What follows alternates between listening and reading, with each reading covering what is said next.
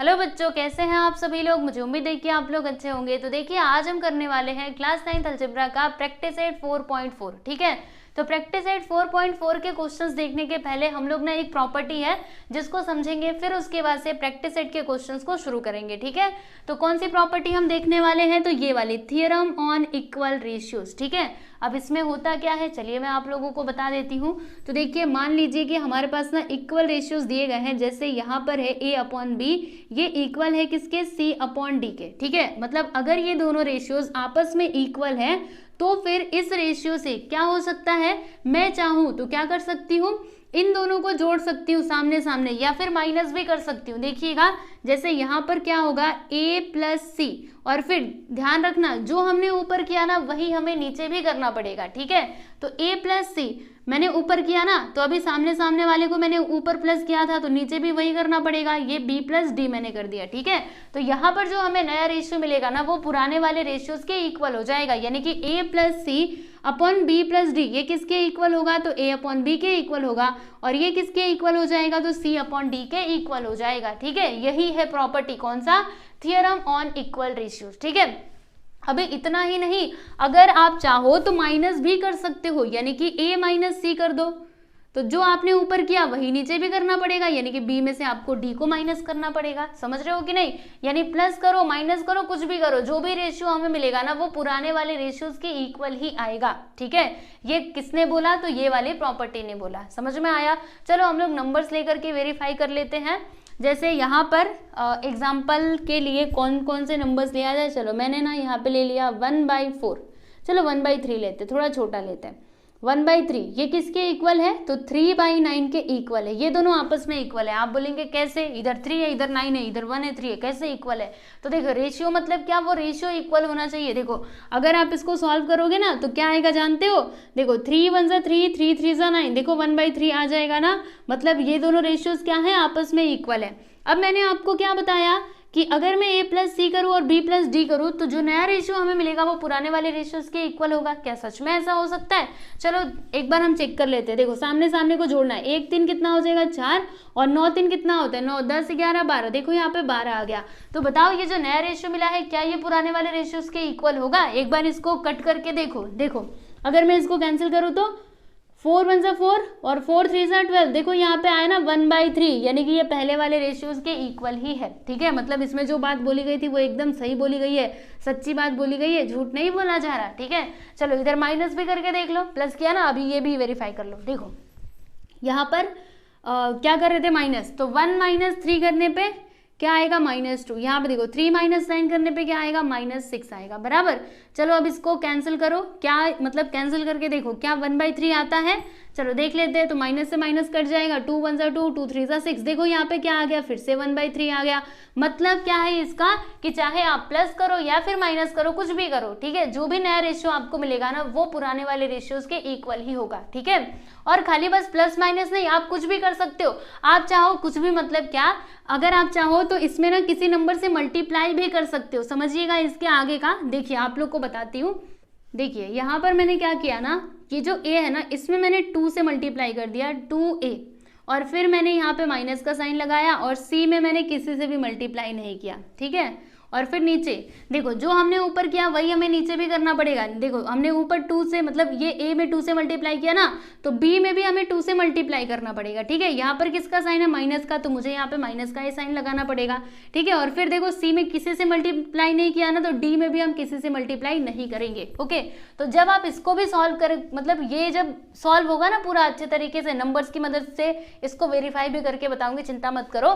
तो मैं आपको यहाँ पे क्या बता रही हूँ कि ये जो नया रेशियो हमें मिलेगा ना ये पुराने वाले रेशियोज के इक्वल होगा, यानी कि सब के सब यहाँ पे इक्वल हो जाएंगे, ये सब के सब क्या होंगे, इक्वल होंगे। ठीक है, चलो आपको नंबर्स की मदद से वेरीफाई करके समझा देती हूँ। जैसे कि यही दोनों नंबर्स हम ले लेते हैं, ओके, मतलब रेशियोज। तो देखिएगा मैंने यहाँ पे क्या किया है, a में ना 2 से मल्टीप्लाई किया, तो मैं यहाँ पे 1/2 से मल्टीप्लाई करूंगी, 2 1 2, फिर इधर माइनस का साइन, उसके बाद से देखिएगा यहाँ पे 3 है तो 3 लिख दिया, मतलब इसमें किसी से मल्टीप्लाई नहीं किया था ना, जैसा का तैसा लिख दिया था c को, तो वैसे ही मैंने लिख दिया। फिर 3 में 2 से मल्टीप्लाई करेंगे, 3 2 6, और फिर यहाँ पे -9। चलो अब इसको सिंप्लीफाई करो, 2 -3 करेंगे तो -1 आएगा, यहाँ पे 6 - 9 करेंगे तो -3 आएगा। अब देखो माइनस से माइनस कैंसिल, फिर से क्या आ गया 1/3।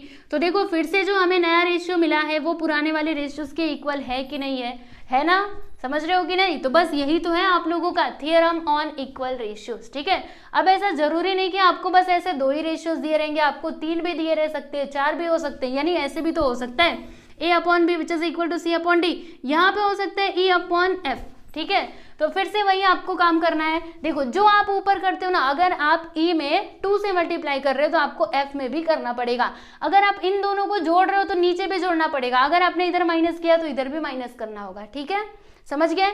तो चलिए आप लोग सबसे पहले एक काम कीजिए, मतलब प्रैक्टिस सेट को शुरू करने के पहले मैं हमेशा आप लोग को यही बोलती हूँ कि सबसे पहले फॉर्मूले लिखने का, यानी जो भी कंसेप्ट है ना पहले आप उसको अपनी नोटबुक में लिखिए और फिर उसके बाद से प्रैक्टिस सेट के क्वेश्चंस को लिखिएगा, ठीक है। तो अभी भी वही बोलूंगी, क्या करो, पहले ये हेडिंग डालिए थ्योरम ऑन इक्वल रेशियोज और फिर उसके बाद इसको लिखिएगा। रुको बताती हूँ क्या लिखना, ये लिखोगे तो भी आपको समझ में आ जाएगा, ये लिखना, ठीक है।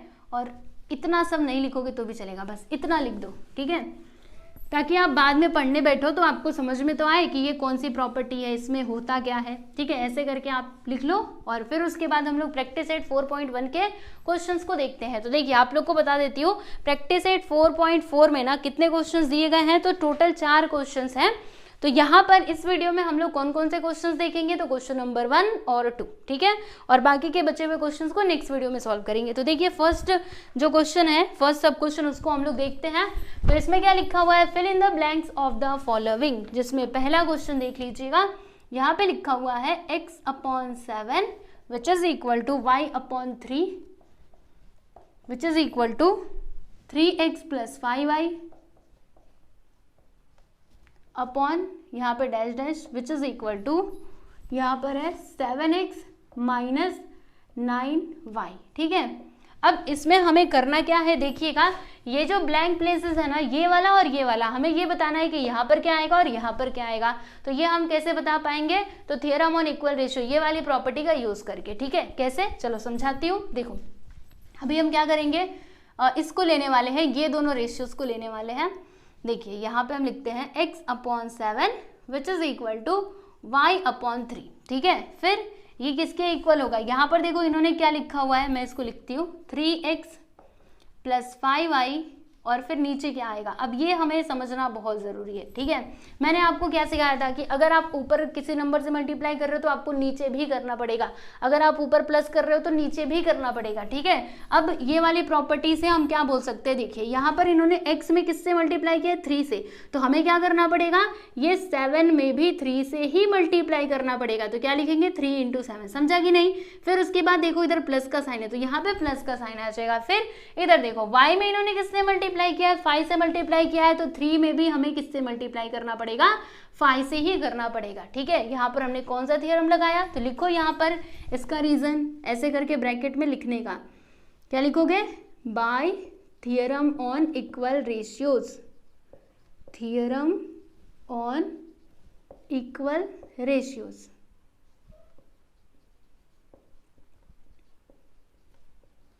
ठीक है। चलो अब देखो यहाँ पर क्या हो जाएगा, 3x + 5y और नीचे क्या आएगा, 7 3 क्या होता है स्टूडेंट 21 और 3 5 क्या होता है 15। अब इधर देख लीजिए 3x + 5y और नीचे क्या आएगा, देखो 21 + 15, दोनों को जोड़ो तो 5 1 मिल करके 6 हो जाएगा, 2 1 कितना 3 हो जाएगा। तो देखिए नीचे क्या आया 36, मतलब इसके नीचे यहाँ पर क्या आ जाएगा स्टूडेंट 36 आ जाएगा, ठीक है। चलिए आ जाइए लिख देते हैं हम लोग 36, ठीक। तो जैसे हमने इसको सॉल्व किया वैसे ही इसे भी करना होगा। चलो करते हैं। फिर हम क्या करेंगे, अभी इन दोनों को और इसको लेने वाले हैं, ठीक। ये तो आ चुका ना, तो अब इसको छोड़ो, इन दोनों को लेंगे।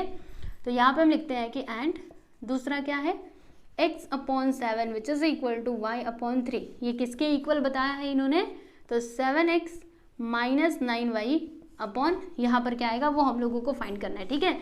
तो हम यहाँ पे फिर से कौन सा थ्योरम लगाएंगे, इक्वल रेशियोज वाला। तो देखिएगा यहाँ पर इन्होंने x में किससे मल्टीप्लाई किया, 7 से, यानी कि 7 में हमें क्या करना पड़ेगा, 7 से मल्टीप्लाई करना पड़ेगा, ठीक है। और इधर देखिएगा किसका साइन है, माइनस का साइन है ना, तो यहाँ पर माइनस का साइन आ जाएगा। फिर देखिए यहाँ पर इन्होंने y में किससे मल्टीप्लाई किया, 9 से, यानी हमें 3 में भी 9 से मल्टीप्लाई करना होगा, ठीक है। फिर 7x माइनस 9y, अच्छा यहाँ पे लिखो कौन सा थ्योरम लगाया, इक्वल रेशियोज का, तो यहाँ पे लिखेंगे bye theorem on equal ratios, theorem on equal ratios, ठीक है। तो देखिए यहाँ पर क्या हो जाएगा, 7 7 सा 49 और 9 3 सा क्या हो जाएगा 27, फिर 7x माइनस 9y और इसमें से माइनस करते हैं, 9 में से 7 गया तो 2 और 4 में से 2 गया तो कितना आ जाएगा 2, मतलब इधर कितना आएगा स्टूडेंट, तो यहाँ पे आ जाएगा 22, ठीक है। तो आप देख सकते हो फर्स्ट सब क्वेश्चन यहाँ पे कंप्लीट हुआ, देखो कितना आसान था, है ना, बड़े आसान तरीके से हमने इसको सॉल्व कर लिया। तो जैसे ये फर्स्ट सब क्वेश्चन था ना, वैसे ही सेकेंड वन भी है। चलिए अभी आप लोगों को सेकेंड वन बता देती हूँ, ये तो लिख ही लिया होगा, अब मैं इसको रफ करने वाली हूँ। चलो जी मिटाई देते हैं।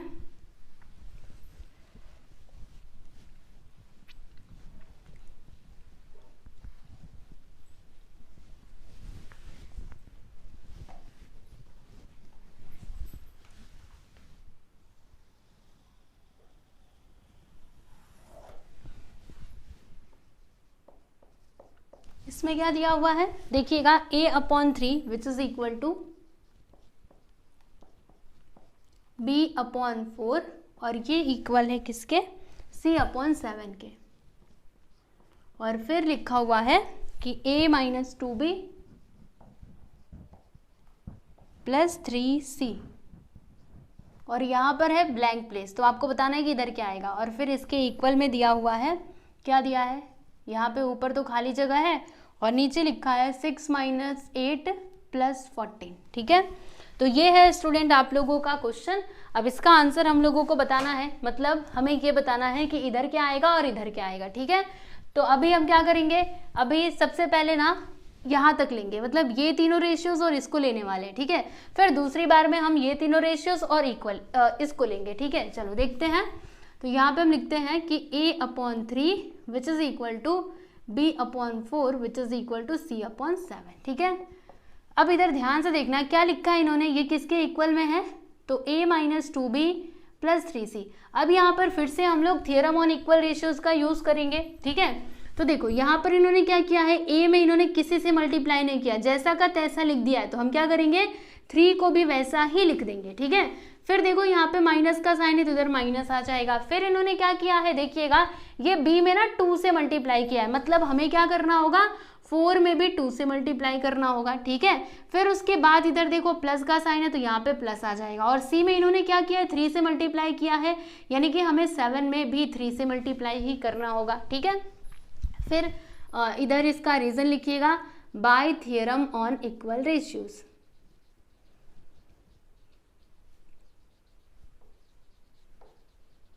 इक्वल रेशियोज, ठीक है। फिर इधर देख लो a-2b प्लस 3c और नीचे क्या आएगा देखो 3 - 4 2 = 8 प्लस 3 7 सा क्या होता है स्टूडेंट 21 होता है, ठीक है। अब आगे देखिएगा यहाँ पर a-2b प्लस 3c और नीचे क्या आएगा देखो क्या कर सकते हैं, 3 में से 8 गया तो इधर आ जाएगा -5, या फिर ऐसे करो ना 3 और 21 दोनों प्लस में है तो दोनों जुड़ जाएंगे, 24 - 8 करेंगे तो कितना आएगा 16 आएगा ना। चलो क्योंकि 8 2 = 16 8 3 = 24 बराबर है। तो देखो यहाँ पर क्या आ जाएगा a-2b प्लस 3c और नीचे क्या आएगा तो यहाँ पे आ जाएगा 16, यानी कि ये जो ब्लैंक प्लेस है ना स्टूडेंट, यहाँ पर हमें क्या लिखना होगा तो 16 लिखना होगा, ठीक है। चलिए आप लोग इसको लिख लीजिए। फिर उसके बाद हम लोग वो वाला देख लेते हैं। अब उसमें क्या करना है देखो, ये a b c वाला जो था वो तो सिंपल था, हमें सामने से दिख रहा था कि इन्होंने किससे मल्टीप्लाई किया है किससे डिवाइड किया है, ठीक है, मतलब किससे मल्टीप्लाई किया है वो हम देख करके कर ले रहे थे। लेकिन इधर देखिएगा, इधर तो इन्होंने डायरेक्टली नंबर दिया है। अब इसको कैसे किया जाए चलिए समझते हैं इसको भी। यहाँ पर हम लिखेंगे एंड पहले ये तीनों रेशियो को लिखते हैं a/3 which is equal to b/4 और ये इक्वल है c/7 के, ठीक है। अब इधर देखो ये ऊपर तो खाली जगह है, नीचे क्या लिखा हुआ है 6 - 8 + 14। अब आपको ध्यान से समझना होगा, देखिए यहाँ पर ये 6 कैसे आ सकता है, यहाँ पर 6 कैसे आ सकता है, तो अगर मैं 3 में मतलब 3 में 2 से मल्टीप्लाई करूँ तो 6 आ सकता है। मतलब यहाँ पर इन्होंने किया क्या है, 3 में ना 2 से मल्टीप्लाई किया है, तो मुझे क्या करना पड़ेगा, ए में भी 2 से ही मल्टीप्लाई करना होगा। ठीक है, फिर इधर माइनस का साइन है, लो जी माइनस का साइन आ गया। फिर यहाँ पर देखो क्या है 8, अब इधर क्या है 4, 4 8 कैसे बन सकता है, जब हम उसमें 2 से मल्टीप्लाई करेंगे तब। तो इन्होंने 4 में किससे मल्टीप्लाई किया है, 2 से, तो हमें बी में भी 2 से ही मल्टीप्लाई करना होगा। ठीक है, फिर इधर प्लस का साइन, तो प्लस का साइन लगा दो। अब 7 14 कब बनेगा, 7 में हमें किससे मल्टीप्लाई करना होगा, तो 2 से मल्टीप्लाई करना होगा। ठीक है, तो जैसे मतलब जैसे ये यानी कि 7 में इन्होंने 2 से मल्टीप्लाई किया ना, तो हमें अभी सी में भी 2 से ही मल्टीप्लाई करना होगा। ठीक है, तो मिल गया, ऊपर क्या आएगा 2a minus 2b plus 2c। कौन सा थ्योरम लगाया, इधर लिखो bye theorem on equal ratios. ठीक है, bye theorem on equal ratios. ठीक है, चलो आओ इधर लिख दो, यहां पर लिख दो, क्या लिखोगे 2a minus 2b plus 2c। ठीक है, यस, तो ये है आप लोगों का फाइनल आंसर। आप देख सकते हो क्वेश्चन नंबर 1 हमने पूरा कंप्लीट कर लिया। ये इसका पहला सब क्वेश्चन और ये दूसरा वाला। चलिए बच्चों अगला क्वेश्चन देखते हैं। तो ये रहा आपका सेकंड क्वेश्चन। देखो इसमें क्या लिखा हुआ है कि 5m माइनस n ये किसके इक्वल है, 3m प्लस 4n के इक्वल है। तो फिर यहाँ पर जो एक्सप्रेशंस दिए गए हैं ना, उनके वैल्यूज हम लोगों को फाइंड करने हैं। ठीक है, तो आपका पहला एक्सप्रेशन देख लो, यानी कि पहला रेशियो क्या दिया है, m square plus n square upon m square minus n square. इसका वैल्यू हम लोगों को फाइंड करना है। ठीक है, तो याद है आप लोगों को प्रैक्टिस सेट 4.3 उसमें हमने कैसे क्वेश्चंस को सॉल्व किया था, उसी तरीके से इसको भी सॉल्व करना है। ठीक है, तो हमारे पास होना क्या चाहिए, तो यहाँ पर ना हमारे पास ये वैल्यू होना चाहिए। अगर हमारे पास m अपॉन n हो तो फिर हम ये एक्सप्रेशन का वैल्यू जो है वो हम फाइंड कर सकते हैं। ठीक है, तो सबसे पहले हम क्या करेंगे, देखिएगा यहाँ पर ये जो दिया गया है ना 5m minus n which is equal to 3m plus 4n, इसकी मदद से हम लोग ये फाइंड करेंगे। देखो कैसे होगा आपको समझाती हूँ। यहाँ पे हम लिखेंगे सॉल्यूशन। ठीक है, क्या लिखा हुआ है 5m minus n which is equal to 3m plus 4n। ये क्वेश्चन में दिया गया था, यहाँ पे बता दीजिए it is given in the question. Right, चलो अब आगे चलते हैं। यहाँ पर हम क्या कर सकते हैं, सोचिए, एक काम करते हैं, 3m को इधर लेते हैं, n को उधर भेज देते हैं। तो 5m जब 3m इधर आएगा तो माइनस में हो जाएगा, फिर इधर 4n जब उस साइड ये जाएगा तो प्लस n हो जाएगा। ठीक है, फिर 5m माइनस 3m करो, कितना आएगा स्टूडेंट, यहाँ पे 2m आ जाएगा। फिर 4n प्लस n करो, यहाँ पे आ जाएगा 5n। ठीक है, अब उसके बाद क्या किया जाए, एक काम करते हैं, n को इधर बुला लेते हैं, 2 को उधर भेज देते हैं। जब n इधर आएगा तो डिवाइड में हो जाएगा, और जब ये 2 उधर जाएगा तो डिवाइड में हो जाएगा, यानी कि m अपॉन n हमें क्या मिला, तो 5 अपॉन 2 मिला। ठीक है, समझ में आया, यही हमें चाहिए था ना। तो अब ये हमारे पास आ चुका है। अब इसकी मदद से हम क्या करेंगे, यहाँ पर ये जो रेशियो दिया गया ना, इसका वैल्यू फाइंड करेंगे। सोचिए अब कैसे होगा, कैसे हम लोग 4.3 में क्वेश्चन सॉल्व करते थे। देखो सबसे पहले इधर देखो क्या है, m का स्क्वायर है और n का स्क्वायर है, यानी कि हमें क्या करना होगा, यहाँ पे दोनों साइड का स्क्वायर करना पड़ेगा। तो मैं यहाँ पर लिखूंगी squaring both sides, squaring both sides. ठीक है, तो क्या होगा, यहाँ पे m का स्क्वायर, यहाँ पर n का स्क्वायर, फिर इधर क्या आएगा, तो 5 का स्क्वायर कर देंगे तो 25 और 2 का स्क्वायर करेंगे तो 4। ठीक है, फिर यहाँ पर सोचिए कौन सी प्रॉपर्टी हमें लगानी चाहिए। तो देखो ऊपर प्लस है नीचे माइनस है, यानी कि हमें इसमें कौन सा प्रॉपर्टी लगाना होगा, तो कंपोनेंडो डिविडेंडो, है ना। कंपोनेंडो डिविडेंडो में यही तो होता था, प्लस माइनस। तो चलो यहाँ पर हम लिखेंगे बाय कंपोनेंडो डिविडेंडो।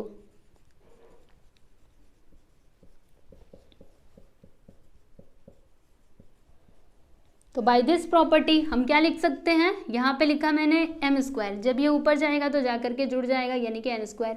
फिर उसके बाद m स्क्वायर, और फिर ये n स्क्वायर को यहाँ पर माइनस कर देंगे। इधर भी सेम 25, 4 ऊपर जाकर के जुड़ जाएगा, और फिर 25, 4 इधर आकर के माइनस हो जाएगा। चलो अब माइनस करके बताओ कितना आता है, मतलब प्लस और माइनस करके। 25 प्लस 4 29, और 25 माइनस 4 करेंगे तो 21। तो देखो इस रेशियो का वैल्यू हमें क्या मिला, 29 अपॉन 21। तो यहाँ पर हम लिख देते हैं कि therefore m square plus n square upon m square minus n square, इसका वैल्यू हमें क्या मिला, तो 29/21 this is your final answer. ठीक है, ये आप लोगों का फाइनल आंसर है। तो बस देखो कितना आसान था, ऐसे ही तो करना था। ये कंपोनेंडो का स्पेलिंग में बार बार गलत कर देती हूँ, कंपोनेंडो। ओके, अब इसके अंदर ना एक और क्वेश्चन दिया गया है। हाँ, ये भी सिंपल है, चलो बता देती हूँ आप लोगों को। आ जाओ इधर, हम करते हैं सेकेंड वन। इसमें दिया हुआ है 3m + 4n, नीचे है 3m - 4n। यहाँ पे n है ना, हाँ n।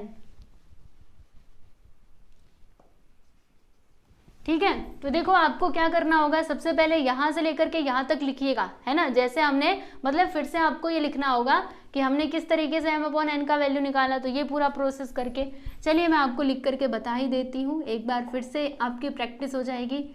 5m - n दिया गया है और क्या दिया है 3m + 4n। ठीक है, it is given in the question, so write down here given.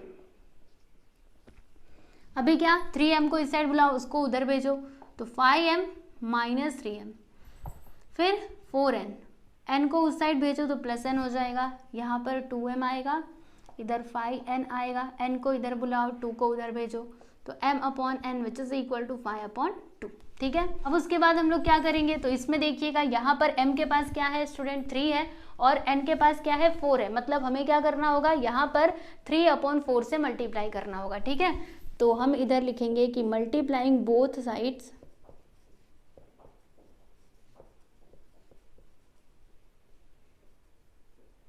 Bye 3/4। ठीक है, तो देखो यहाँ पर क्या आएगा 3/4 × m/n और इधर भी 3/4 × 5/2।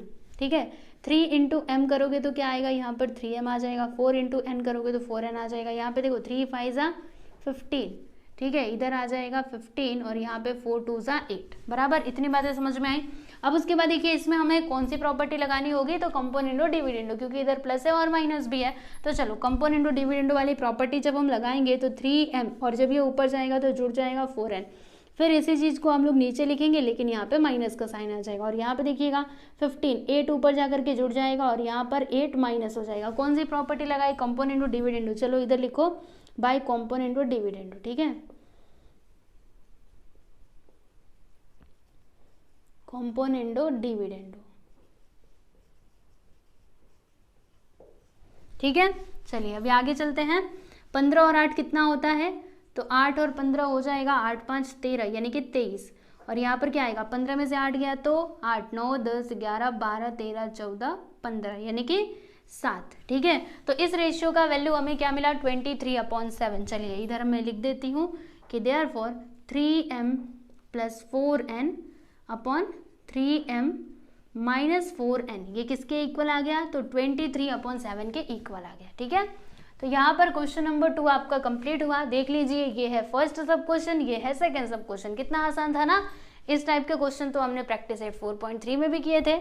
ठीक है, तो प्रैक्टिस सेट 4.4 का क्वेश्चन नंबर 1 और 2 यहाँ पे कंप्लीट होता है। अब इसके आगे है थर्ड और फोर्थ क्वेश्चन। क्वेश्चन नंबर 3 में ना टोटल 5 सब क्वेश्चन दिए गए हैं और 4 में 2 सब क्वेश्चन दिए गए। ठीक है, तो मैं सोच रही हूँ ना जो क्वेश्चन नंबर 3 है उसको हम लोग अगले वीडियो में सॉल्व करें। ठीक है, तो चलिए नेक्स्ट वीडियो में हम लोग जो हमारे अगले क्वेश्चन है, आगे वाले क्वेश्चन है, उनको सॉल्व करेंगे। और ये भी बता दूं कि जो आगे वाले वीडियोस है ना उनका लिंक मैं आपको डिस्क्रिप्शन में दे दूंगी, तो वहां से जाकर के आप लोग देख सकते हो, या फिर प्लेलिस्ट में जाओगे तो सारे वीडियोस आपको लाइन से मिल जाएंगे। ठीक है, तो चलिए आज के लिए बस इतना ही। अभी नेक्स्ट वीडियो में मिलेंगे। आप लोग अपना ख्याल रखिए और पढ़ाई अच्छे से करते रहिए। ठीक है, चलो गुड बाय एवरीवन।